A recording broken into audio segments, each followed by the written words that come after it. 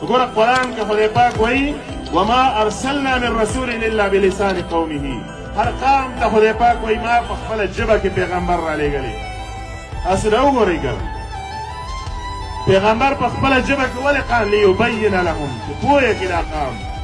په پردۍ ژبه کې سړی نه پوهېږي، په پردۍ ژبه کې صلاحیتونه ضایع کېږي، په پردۍ ژبه کې ابلاغ هغه شانته کې نه کېږي.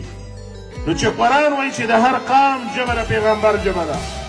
ګوره تورات خدای پاک رالیږلی تورات په عبرانۍ ژبه کې و ځکه قام عبراني و. انجیل خدای پاک رالیږلی دی په سوریانۍ ژبه کې و ځکه قام سوریاني و. قرآن خدای په عربۍ کې رالیږلی ځکه شاول یو داسې بل لومبیا مخاطبین دا عرب و عرب. نو قرآن په عربۍ کې وله رالی.